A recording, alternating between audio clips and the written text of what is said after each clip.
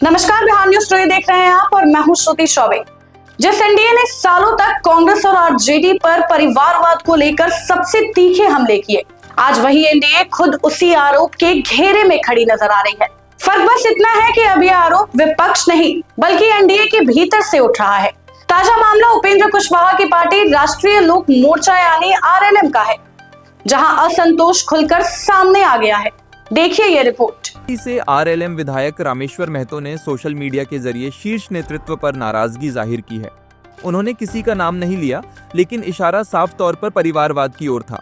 Party सूत्रों की मानें तो केवल रामेश्वर महतो ही नहीं बल्कि आरएलएम के 3 और विधायक भी उपेंद्र कुशवाहा से दूरी बना सकते हैं।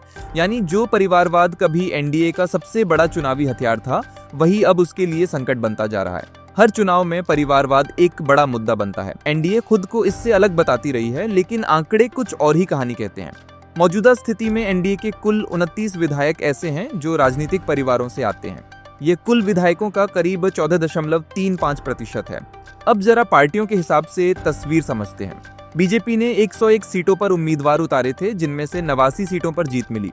इन 89 विधायकों में से 11 विधायक राजनीतिक परिवारों से आते हैं, यानी करीब 12.35%। सम्राट चौधरी, नीतीश मिश्रा और श्रेयसी सिंह जैसे बड़े नाम इसमें शामिल हैं। जदयू भी इस मामले में पीछे नहीं है। जदयू को 101 सीटें मिली, जिनमें से 85 पर पार्टी ने जीत दर्ज की।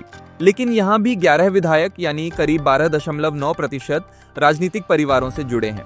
अनंत सिंह, ऋतुराज कुमार और चेतन आनंद जैसे नाम एनडीए की इसी तस्वीर को सामने रखते हैं। अब बात करते हैं जीतन राम मांझी की पार्टी हम की।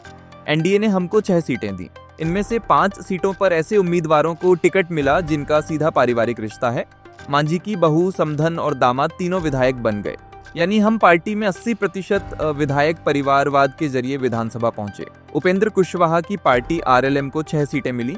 इनमें से 4 विधायक बने, जिनमें 2 सीधे तौर पर पारिवारिक रिश्तों से जुड़े हैं। एक खुद कुशवाहा की पत्नी स्नेहलता और दूसरे आलोक सिंह, जो एक मंत्री के भाई हैं। वहीं लोजपा रामविलास की बात करें तो गोविंदगंज से बाहुबली नेता राजन तिवारी के भाई राजू तिवारी विधायक बन गए। यह भी परिवारवाद की उसी कड़ी का हिस्सा है।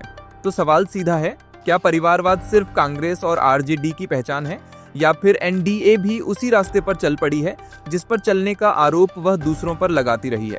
आज परिवारवाद एनडीए के लिए महज एक राजनीतिक आरोप नहीं बल्कि एक गंभीर अंदरूनी चुनौती बन चुका है, जो आने वाले दिनों में गठबंधन की एकजुटता की असली परीक्षा लेने वाला है। फिलहाल के लिए बस इतना ही। बाकी खबरों के लिए बने रहे बिहार न्यूज टुडे के साथ। तब तक के लिए धन्यवाद।